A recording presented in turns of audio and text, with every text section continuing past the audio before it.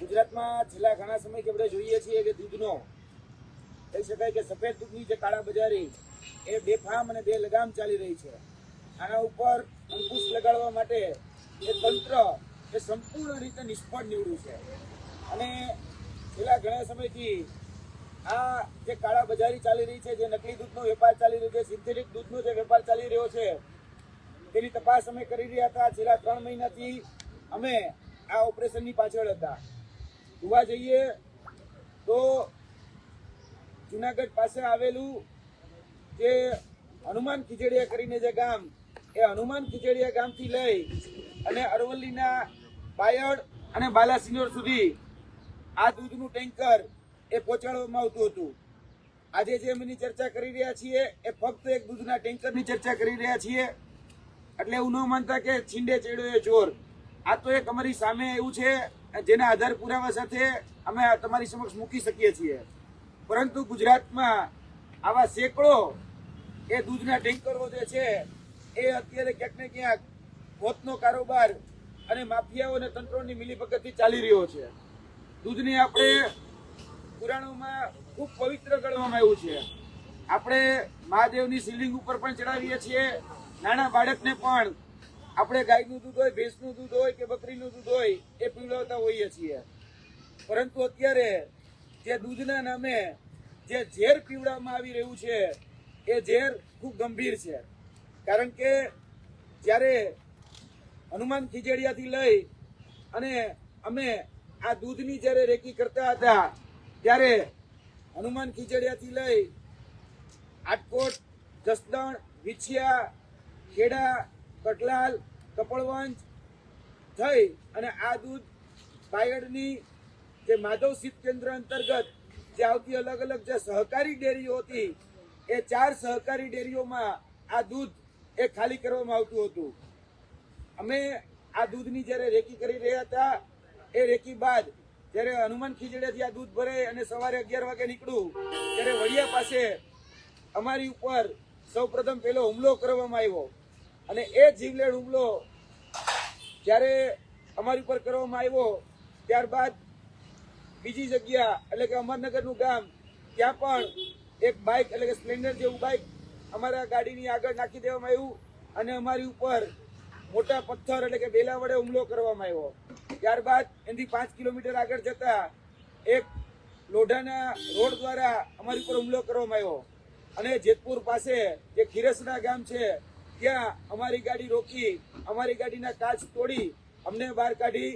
અમારા ડ્રાઈવર જે દિલુજી ઠાકોર જે છે એની ઉપર પણ એ ગંભીર હુમલો કરવામાં આવ્યો અને અત્યાર સુધી જોવા જઈએ તો એ હુમલામાં હજી સુધી ફરિયાદ જે છે જે ખાસ કરીને જાનથી મારી નાખવાની જે ફરિયાદ હોય 307 નંબરની કલમ જે દાખલ થવી જોઈએ જૂના આઈપીસી પ્રમાણે, તો હજી સુધી એ દાખલ કરવામાં નથી આવી. એટલે તંત્ર જે છે એ દૂધને તો ચાવરે જ છે, પરંતુ એવું કહેવામાં આવતું હતું કે કોઈ ચમરબંધીને છોડવામાં નહીં આવે, પરંતુ ચમરબંધીને અમે પકડીને સામે લાવીએ છીએ તો 323-24 જેવી કલમ લગાડી અને ચમરબંધીને છોડવામાં આવે છે અને દૂધનો જે બેફામ વેપલો કરે છે એને પણ છોડવામાં આવે છે. અમારી પાસે આ જે દૂધનો જે વેપાર કરતા હતા એની જ્યારે બાતમી મળી ત્યારબાદ અમે FSSI જે છે એટલે કે ફૂડ્સ એન્ડ ડ્રગ્સની જે ડિપાર્ટમેન્ટ જે છે એના અધિકારીને ત્યાં બોલાવેલા, મામલતદારને જાણ કરેલી, પોલીસને જાણ કરેલી અને જે દૂધ છે એ કબજે લેવડાવવામાં આવેલું.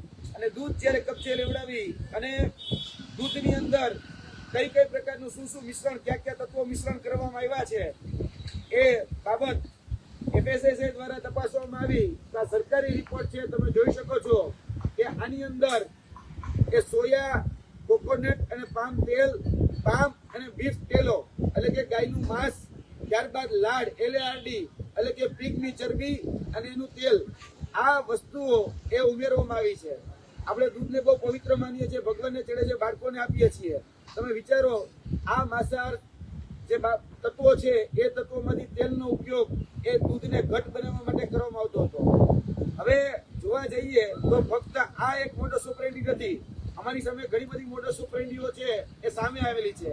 દૂધની અંદર યુરિયા નાખવામાં આવે છે, દૂધની અંદર એ ડિટર્જન્ટ નાખવામાં આવે છે, દૂધની અંદર અલગ અલગ પ્રકારના તેલ એ ઉમેરવામાં આવે છે, જેથી કરીને એ ફેબ્રિકેટેડ ફેટ એ ઉમેરી શકાય. રાજસ્થાનના સાચોર ખાતેથી ₹12 લીટર એ દૂધ ખરીદવામાં આવે છે અને 12 રૂપિયા લીટર દૂધ ખરીદી અને એની અંદર આ ફેટ એટલે કે ચરબી યુક્ત જે પણ પદાર્થો છે એ ચરબી યુક્ત પદાર્થો ઉભા કરી એટલે કે ફેબ્રિકેટેડ ફેટ ઉભા કરી અને આ દૂધ છે એ માર્કેટની અંદર વેચવામાં આવે છે. જોવા જઈએ તો આ જે દૂધ છે એ દૂધ સંપૂર્ણ રીતે જીવલેણ છે, સંપૂર્ણ રીતે હાનિકારક છે અને આવી ઘણી બધી મોડસ ઓપરેટીઓ છે તેની આગળના દિવસોમાં અમે ચર્ચા કરીશું. આજથી થોડા દિવસ પહેલા, લગભગ 10 થી 12 દિવસ પહેલા રાજસ્થાન એસઓજી દ્વારા રાજસ્થાનની અંદર 80,000 લીટર દૂધ એ ફેબ્રિકેટેડ દૂધ એટલે કે કેમિકલ યુક્ત દૂધ પકડવામાં આવ્યું. જેની અંદર જે આરોપીઓ પકડાયા છે, જેની અંદર જે ગાડીઓનો ઉપયોગ કરવામાં આવ્યો છે, એ મોટાભાગની ગાડીઓ અને જે આરોપીઓ હતા એ જ આરોપીઓ અત્યારે આ વર્તમાન જે સિન્ડિકેટ ચાલી રહી છે, વર્તમાન જે દૂધની અંદર જે કેમિકલ વાળું દૂધ એ અત્યારે ગુજરાતની અંદર અરવલ્લીના બાયડમાં હોય, બાલાસિનોરમાં હોય કે ઉત્તર ગુજરાતના અન્ય વિસ્તારોની અંદર જે ચાલી રહ્યા છે એ જ વ્યક્તિઓ આની અંદર પણ સામેલ છે. હજી સુધી એ વડિયા પોલીસ સ્ટેશન દ્વારા આની એફઆઈઆર સુદ્ધા પણ નોંધવામાં આવેલી નથી. આ દૂધનો રિપોર્ટ આવી ગયો છે, દૂધના રિપોર્ટના આધારે ફરિયાદ નોંધવાની હોય, પરંતુ હજી સુધી એમાં કોઈ જ પ્રકારની એ ફરિયાદ નોંધવામાં નથી આવી. આપણે જાણીએ છીએ કે દૂધની અંદર મેં અલગ અલગ જે કેમિકલની વાત કરી, ડિટર્જન્ટ નહીં, તો દૂધ જ્યારે ખાલી કરવામાં આવ્યું, જ્યારે દૂધને ડિસ્ટ્રોય કરવામાં આવ્યું ત્યારે તમે જોઈ શકો છો કે દૂધના ફીણ એ 2 ફૂટ 3 ફૂટ સુધી આ દૂધના ફીણ વળતા હતા. એટલે કે ડિટર્જન્ટનું પ્રમાણ એ ત્યારે પણ સાબિત થતું હતું અને જે રિપોર્ટ આવ્યો છે રિપોર્ટમાં પણ સાબિત થતું હતું. આજ દિન સુધી એની પર કોઈ કાર્યવાહી કરવા નથી આવી. અમે આ પ્રેસ કોન્ફરન્સના માધ્યમથી ગુજરાતના ગૃહ રાજ્યમંત્રી, ગુજરાતના મુખ્યમંત્રી અને ગુજરાતના સહકારી મંત્રીને કહેવા માંગીએ છીએ કે અત્યારે જે પવિત્ર દૂધના નામે જે ઝેર પીવડાવવામાં આવી રહ્યું છે એની ઉપર અંકુશ લગાડવા કાયદેસરની કાર્યવાહી કરવામાં આવે. FSSAઈના જે નોર્મ્સ અને જે કાયદો છે એની ઉપર કડકમાં કડક સજા કરવામાં આવે. ત્યારબાદ IPC CRPC અંતર્ગત જે ઇન્ડિયન મિનરલ કોડની અંદર જે કલમો છે એ કલમોનો ઉપયોગ કરી અને જો દાખલારૂપ કાર્યવાહી કરવામાં નહીં આવે તો આ જે દૂધનો વેપલો છે અને જે મિલીભગતથી આ બધું જે ચાલે છે એને બળ મળશે. એટલે આ ક્યાંક ને ક્યાંક તંત્ર અને જે માફિયાઓ છે, દૂધ માફિયાઓ, એની સિન્ડિકેટથી જ આ બધા જ રેકેટો અત્યારે ચાલી રહ્યા છે. અને આ જે વિસ્તાર છે હનુમાન ખીજડીયા, આમ જોવા જઈએ તો વિસાવદરની બોર્ડરનો વિસ્તાર છે. એટલે બાકીની વાત જે છે એ આદરણીય ગોપાલભાઈ ઇટાલિયા આપણી સમક્ષ મૂકશે.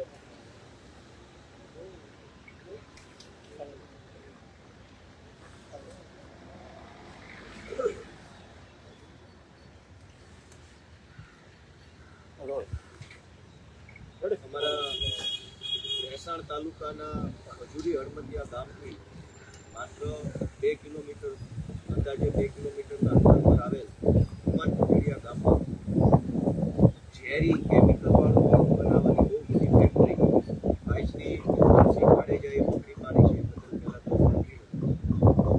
ચાહે ગુજરાતમાં પેપર ફૂટે કે ઝેરી કેમિકલ વાળું ગાય અને ભૂંડની ચરબી વાળું દૂધ વેચાય, એ પકડવાનું કામ પણ યુવરાજસિંહ કરે છે.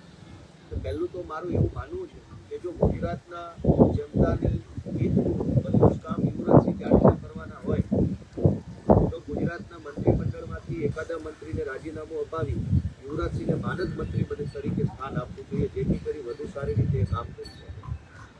આજે બહુ દુઃખ સાથે કહેવું પડે કે આ પૃથ્વી ઉપર જે સંતાન, જે બાળક જન્મે છે એ સૌથી પહેલું ટીપું જો પીએ દૂધનું તો માના દૂધનું ટીપું પીવે. દૂધથી જીવનની શરૂઆત થાય. દુનિયાના તમામ માણસે જન્મતા વેત જ પહેલા દૂધ પીએ. દૂધની પવિત્રતા, માણસના જીવન સાથે દૂધનો સંબંધ એ અલગ લેવલ.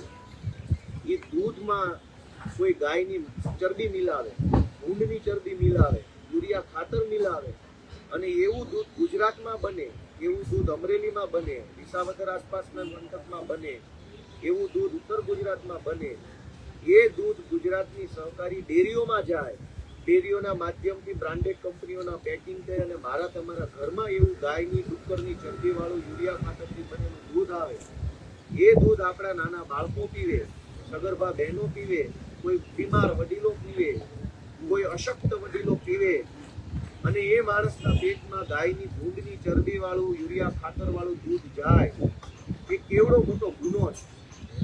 યુવરાજસિંહે પોતે જીવના જોખમે આ ભૂંડ અને ગાયની ચરબી વાળું યુરિયા ખાતરથી બનેલું દૂધ પકડવાનું કામ કર્યું. સરકારે એમને શાબાશી આપવી જોઈએ, સન્માનિત કરવા જોઈએ, વિધાનસભાના બજેટ સત્રમાં બોલાવી એમનું સન્માન કરવું જોઈએ. મુખ્યમંત્રી અને કેબિનેટ મંત્રીના હાથે આવું સારું કામ કરવા બદલ. એના બદલે સરકાર બેશરમ છે, એફઆઈઆર લખવા તૈયાર નથી. આ વિષય યુવરાજસિંહનો પોતાનો નથી, કોઈ પાર્ટીનો વિષય નથી. ગુજરાતમાં ભૂંડની અને ગાયની ચરબીમાંથી બનેલું દૂધ વેચાય. પહેલા તો એવું દૂધ કોઈ બનાવીને પછી ટેન્કરોના ટેન્કરો 10,000 લીટરનું ટેન્કર ભરીને સહકારી ડેરીમાં એ દૂધ જમા કરાવી દે અને સરકાર જોયા કરે છે. આ દૂધનો, સફેદ દૂધનો કાળો કારોબાર રોકવાની જવાબદારી તો સરકારની છે. પણ બહુ દુઃખ થાય છે અને બધા આખા ગુજરાતની જનતાને હું તો વિનંતી કરું છું કે આપણે જાગવું પડશે. સરકારે આપણને મરવા માટે છોડી દીધા. કોના ઘરમાં યુરિયા ખાતર અને ભૂંડની ચરબીથી બનેલું દૂધ આવતું છે કેમ ખબર પડે? અને આ ચિંતામાં હું પોતે વર્ષોથી બજારમાંથી ખરીદેલું દૂધ પીતો નથી. ક્યાંક કોકના ઘરે મહેમાન થાવ ને એમના ઘરે ગાય ભેંસ હોય ને મળે તો પીવાનું, બાકી બજારમાંથી એક પણ દૂધની થેલી લઈને હું નથી પીતો. કારણ કે મને ખ્યાલ છે કે અનેક ડેરીઓની અંદર આ ધંધા ચાલે છે. તમે જુઓ કે ગુજરાતમાં છેલ્લે જ્યારે પશુ વસ્તી ગણતરી થયેલી, ભારત સરકાર પશુ વસ્તી ગણતરી કરે છે એના ચોક્કસ સમયે, ભારત સરકારના ચોપડે નોંધાયેલા જેટલા પશુઓ છે એના કરતા 4 ગણું દૂધ ઉત્પાદન ગુજરાતમાં. એવું કેવી રીતે બને કે ગામમાં 2 ભેંસો હોય, 4 ગાયો હોય અને 5,000 લીટર દૂધ ઉત્પન્ન થઈ જાય? કુલ પશુઓની સંખ્યા કરતા 4 ગણું વધુ દૂધ ગુજરાતની અલગ અલગ ડેરીઓના માધ્યમથી આપણા પેટમાં જઈ રહ્યું છે. આ દૂધ કેમિકલ વાળું, યુરિયા ખાતર વાળું, LARD લાડ એટલે કે ભૂંડની ચરબી વાળું છે, બીફ એટલે કે ગાયની ચરબી વાળું દૂધ છે. આવું ઝેરી, નકલી, માંસાહારી પદાર્થો નાખેલું દૂધ આપણને પીવડાવવામાં આવે છે અને એમાં અનેક નેતાઓ હપ્તા લે છે. યુવરાજસિંહ આ સ્ટિંગ ઓપરેશન ઉપર લાગેલા છે. હું એમને ખૂબ પહેલા તો અભિનંદન આપું છું કે એણે જીવની પરવા નથી કરી. યુવરાજસિંહ કોઈ મંત્રી નથી, સંત્રી નથી, ધારાસભ્ય નથી, કશું જ નથી. છતાં એમને ચિંતા થઈ, એમને પોતાનો જીવ જોખમમાં મૂકીને આ દૂધનો કારોબાર ખુલ્લો પાડ્યો છે. અને છતાંય આજે એમની એફઆઈઆર નથી લેવામાં આવતી, જે બહુ દુર્ભાગ્યપૂર્ણ છે.